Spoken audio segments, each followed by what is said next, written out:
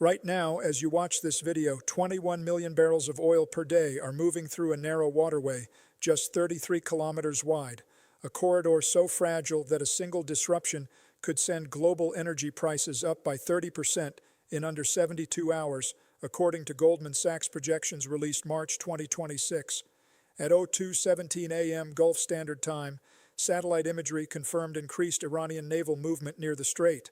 At 06:40 a.m., Lloyd's List intelligence flagged elevated maritime risk levels. By 09 a.m., insurance premiums for oil tankers in the region had already begun rising. Not a war, not a blockade, but something far more dangerous: leverage. Because this is the part almost nobody wants to say out loud. The most powerful navy in human history is currently positioned inside a geography that can turn its strength into a liability. No explosions yet, no missiles fired, just ships, waiting, watching, and silence. Three different silences, in fact. The silence of oil traders who stopped placing long-term bets, the silence of insurers rewriting risk models overnight, and the silence of governments who understand exactly what happens if Hormuz closes and are hoping they never have to say it publicly. This is not about what Iran can do. It is about what the system cannot survive. And once you see it, you cannot unsee it.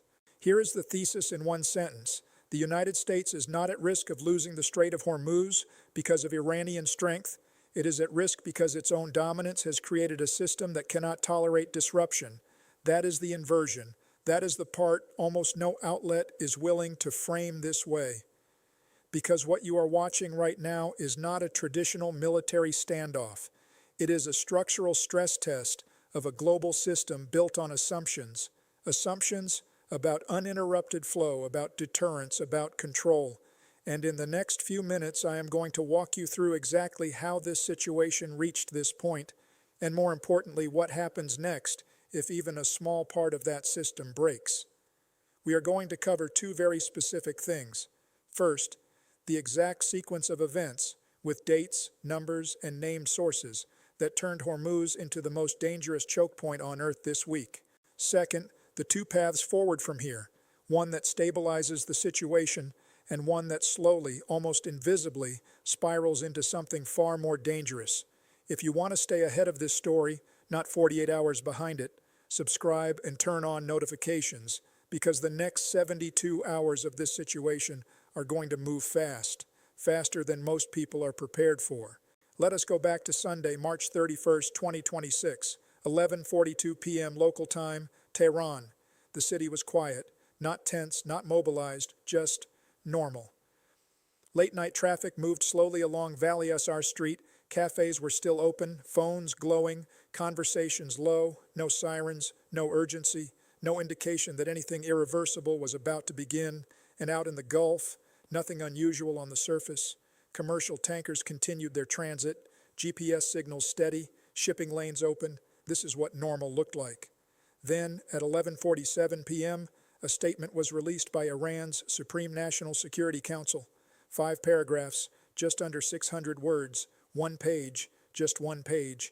Inside it was a phrase that changed the temperature of the entire global economy. All options remain on the table regarding the Strait of Hormuz. Stop. Read that again. Because according to Reuters, April 1st, 2026, 02:10 a.m. GMT, within 18 minutes of that statement, crude oil futures jumped $4.70 per barrel in overnight trading. By the opening bell in Asia, prices were up 9.2%. By the end of the trading day, global energy markets had absorbed a paper shock of $120 billion in valuation shifts, according to Bloomberg terminal data. This was not a missile. This was not a naval engagement. This was a sentence. And the system reacted instantly, because the Strait of Hormuz is not just a shipping lane. It is the circulatory system of the global economy. Roughly 21 million barrels per day flow through it. That is over 20% of global petroleum consumption, according to the U.S. Energy Information Administration, EIA 2025 report. Liquefied natural gas shipments from Qatar, over $30 billion annually, pass through the same corridor, per International Energy Agency, IEA, estimates. For years, dry timber had been stacking, sanctions tightening, proxy conflicts expanding. naval encounters increasing, over 17 reported close contact incidents in 2025 alone, according to U.S. Navy Fifth Fleet briefings. All of it building pressure, and then one sentence: no missiles, no alarms, just markets moving, ships slowing, governments calculating, engines on, weapons ready, waiting, received. Revelation number 1. This is not a naval standoff in the traditional sense. It is a geometry problem, and the geometry favors disruption. At its narrowest point, the Strait of Hormuz is 33 kilometers wide, but the actual shipping lanes, just 3 kilometers in each direction, separated by a 2-kilometer buffer zone, according to the International Maritime Organization, IMO. 3 kilometers. That is the entire margin through which $1.2 billion worth of oil moves every single hour, based on EIA flow data and Brent pricing averages from Q1 2026. Now place inside that corridor fast attack craft, shore-based anti-ship missiles, naval mines, drones, and then ask a different question. Not, can the U.S. Navy win a war here? But, can it guarantee uninterrupted flow?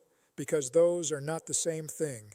According to the Pentagon's 2025 Maritime Security Report, Iran possesses over 3,000 naval mines, including Chinese-designed influence mines capable of targeting specific vessel signatures. Clearing just 1 square nautical mile of mined water can take up to 20 hours, according to U.S. Navy Mine Countermeasures Command. Now scale that. Now compress it into a choke point. Dollar for dollar, the asymmetry becomes clear. A single naval mine costing $10,000 to $50,000 can disable or sink a tanker valued at $100 million, carrying cargo worth $70 million. That is a $50,000 disruption, triggering a $170 million loss. Read that again. And it gets worse. Iran's anti-ship missile systems, including variants of the Noor and Khalij FARs, have ranges between 120 and 300 kilometers, allowing them to cover the entire strait from inland positions, according to CSIS Missile Defense Project and Jane's Defense Weekly, meaning the threat does not need to leave land, it just needs to wait. Even the most advanced U.S. platforms, like the Arleigh Burke-class destroyers deployed under the U.S. Fifth Fleet, are designed for layered defense, not absolute prevention. Interception is probabilistic, not guaranteed, and that is the gap. Because according to Lloyd's List, April 2026 risk assessment, even a 48-hour disruption in Hormuz would remove up to 30 million barrels from immediate global supply chains. No sinking fleets required, just interruption. And here is the part that reframes everything. Admiral Brad Cooper, commander of U.S. Naval Forces Central Command, stated in a 2025 Pentagon briefing that freedom of navigation operations will continue wherever international law allows. His words, not mine. But freedom of navigation is not the same as freedom from disruption. That is revelation number 1, and we are just getting started. Revelation number 2, and this one nobody saw coming, because before there are warships, before there are missiles, before there are headlines, there are ordinary people moving through ordinary days, inside a system they do not control but completely depend on. The tanker was painted a faded blue, rust along the hull. The crew roster listed 23 names: Filipino, Indian, Pakistani. Average age, 34. At 05:12 a.m. Gulf time, the call came through maritime radio. Unidentified object in water, requesting guidance. No panic, no alarm bells, just procedure. Among the crew was Chief Engineer Muhammad Arif Khan, 41 years old, from Karachi.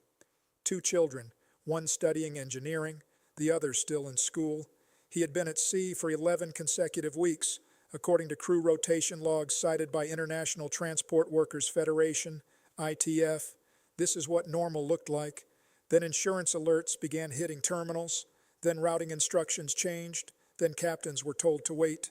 Engines idle, schedules collapsing.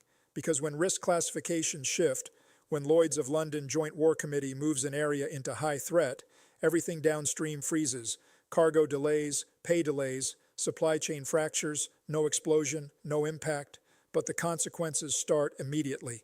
According to Al Jazeera, April 2026, during the 2019 tanker incidents in the same region, over 1,000 seafarers were left stranded at sea for extended periods due to insurance refusals and rerouting confusion. Food supplies tightened, medical access delayed. Let that land, because disruption does not begin with destruction, it begins with hesitation. Now watch how the narrative shifts. Officials say deterrence is holding. They say no confirmed attacks. They say situation under control. He said stable. He did not say secure. That was not an accident. According to BBC Monitoring, April 2, 2026, regional officials deliberately avoided using the word safe in public briefings because safety implies certainty, stability implies temporary balance, and that balance is carried by people like Arif Khan, people who do not set policy, people who cannot leave. If this escalates even slightly, they are the first to absorb it, not in headlines, but in silence.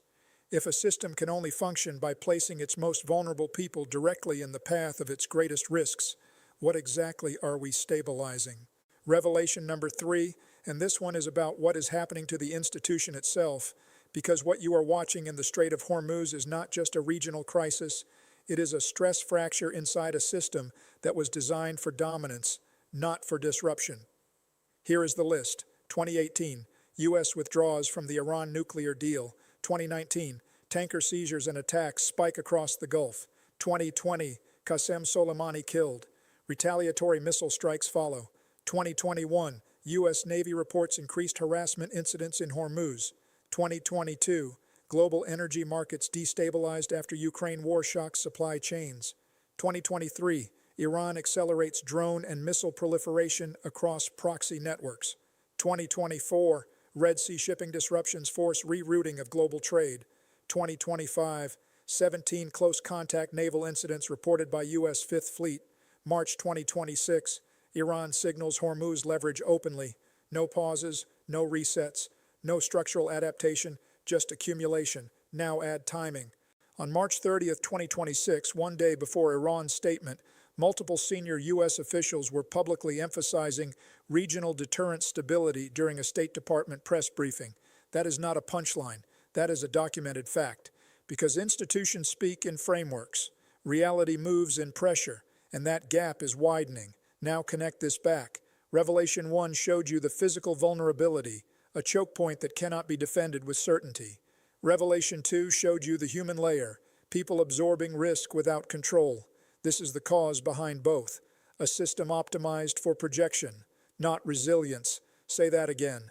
A system optimized for projection, not resilience. Because when your strategy depends on uninterrupted flow and your adversary only needs interruption, you are no longer in control of the outcome. You are reacting to it. According to Goldman Sachs Global Commodities Outlook, April 2026, even perceived instability in Hormuz introduces pricing distortions that ripple across over $9 trillion in global trade flows. Perceived instability, not actual closure. That is not how you win wars. That is how you lose them. And here is the final layer. These were not reckless decisions. These were not irrational actors. They were operating exactly as the system trained them to operate. These were not disloyal actors. They were loyal to the system. And that is the thing that made the system fragile. Now let us talk about the strategic logic Iran is applying here. It is not trying to defeat the United States Navy. It is trying to make victory irrelevant. This is closer to World War II U-boat strategy than a conventional naval battle, not in technology, but in logic. You do not need to sink every ship. You just need to make shipping unreliable. Uncertainty becomes the weapon. Because each small disruption, a delayed tanker, a rerouted convoy, a spike in insurance, makes the system slightly more fragile, and each layer of fragility makes the next disruption easier to trigger. This is compound collapse theory in motion. Each delay increases cost. Each cost increases hesitation. Each hesitation slows flow. Each slowdown validates the threat, and the cycle feeds itself. Now expand the map. China continues to quietly increase strategic petroleum reserves while avoiding direct confrontation, according to Reuters Energy Desk reporting, April 2026. India is negotiating discounted crude flows from alternative suppliers, reported by Bloomberg Energy. European states, particularly Germany and Italy, are accelerating LNG contingency planning, per IEA briefings, and then there are the silences. No direct military escalation statements from Japan, no emergency naval mobilization announcements from NATO headquarters, no coordinated global response framework announced by the G7. Their silence is the most eloquent statement possible, because they understand the asymmetry. They understand that this is not about defeating a fleet, it is about exhausting a system, like Thermopylae, not because of the battle itself, but because of what the terrain allowed a smaller force to do to a larger one. The choke point is the strategy, and right now the actors who might stabilize this system are recalculating exposure, not projecting power. The guarantors are hesitating, and the entity that can disrupt everything sits exactly where it was, undisturbed, watching. Now let us talk about what this means for you personally, because this is where the story stops being about navies and governments and starts being about ordinary people. If even a partial disruption in the Strait of Hormuz lasts 72 hours, analysts at Goldman Sachs, April 2026 outlook, estimate oil prices could spike by 20% to 30% almost immediately. That translates fast. Petrol prices at the pump, up by Rs 40 to Rs 70 per liter in markets like Pakistan within days, based on historical pass-through rates from the State Bank of Pakistan energy import data. Electricity bills, already under pressure, could rise another 8% to 12% due to fuel adjustment charges. Grocery receipts, transportation costs feed directly into food prices. Expect 5% to 10% increases in staples within weeks. That is not a forecast, that is already in your wallet, because energy is not just one sector, it is the input cost of everything.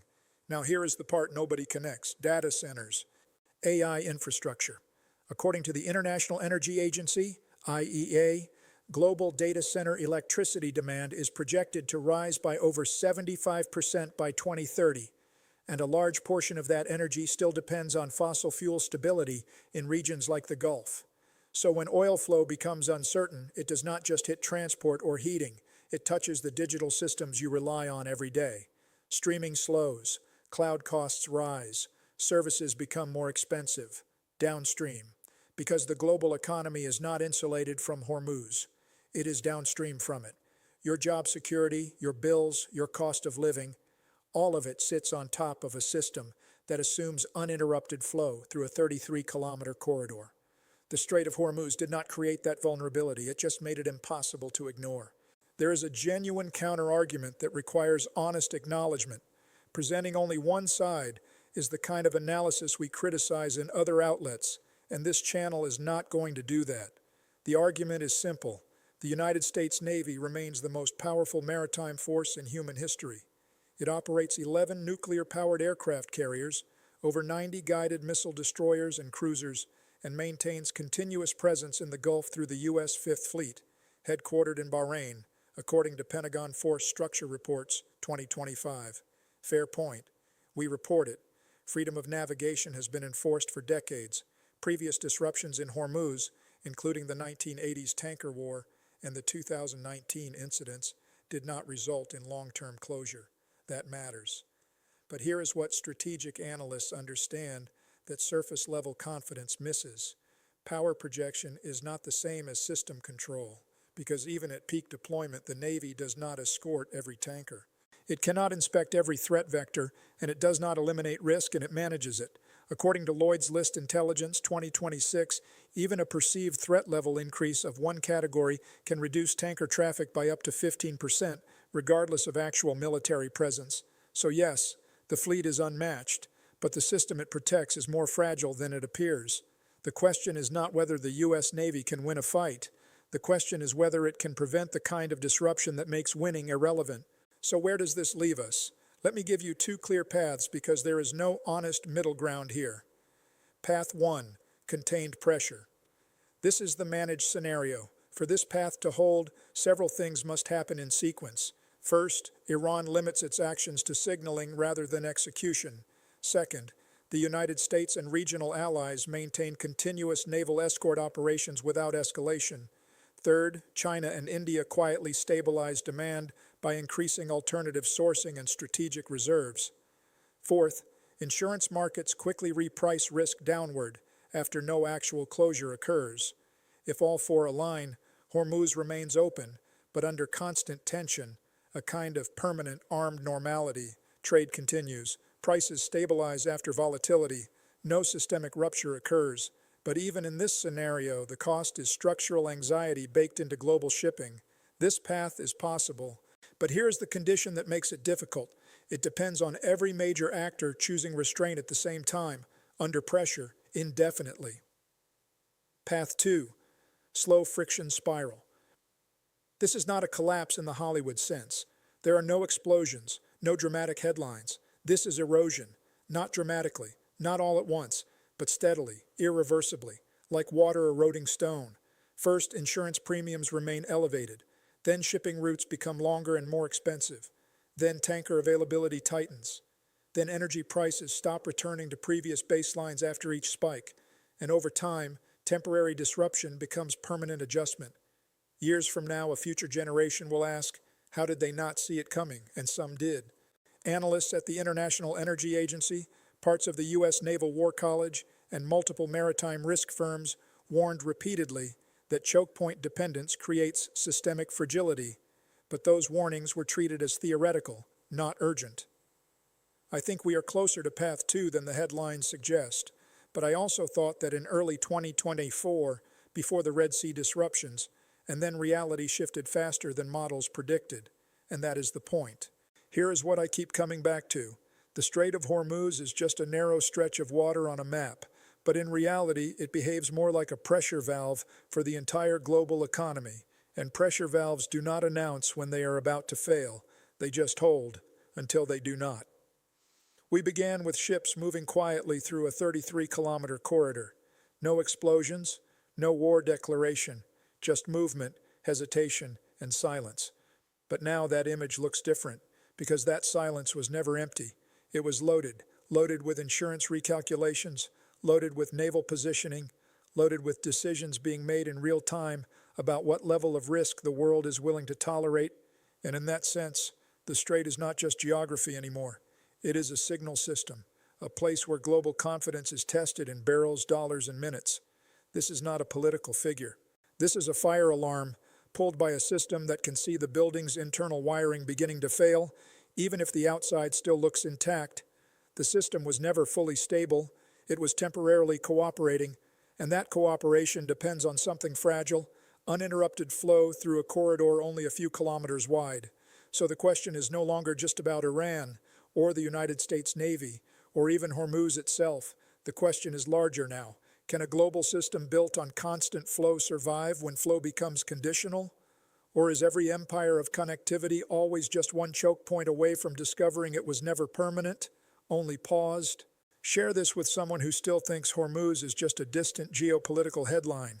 It is not. It is a live stress test of the global system that sets the price of everything from fuel to food to freight. And if you understand that, then you understand this is not a regional story. It is a structural one. Now 3 questions, and each one matters for a different reason. Q1. Analytical. If Hormuz experiences only a 48, 72-hour disruption, which system breaks first? Global shipping, insurance pricing, energy supply chains, or military deterrence credibility? Q2. Accountability. When systems repeatedly operate in known choke points with known vulnerabilities, who is responsible for the risk? The actors creating tension, or the institutions that designed dependency on that geography? Q3. Philosophical. Is global stability ever truly stable, or is it always just a temporary agreement between pressures that have not yet collided? If this level of analysis matters to you, subscribe and turn on notifications, because these are the kinds of stories that do not unfold weekly. They unfold in waves, and missing one wave means misunderstanding the next. Like the video if you want more coverage that connects military action to economic consequence in real time. And leave a comment. I read every single one. This channel exists for stories that are not just news, but systems under stress, where geopolitics, economics, and human consequence all collide in the same frame. Stay sharp.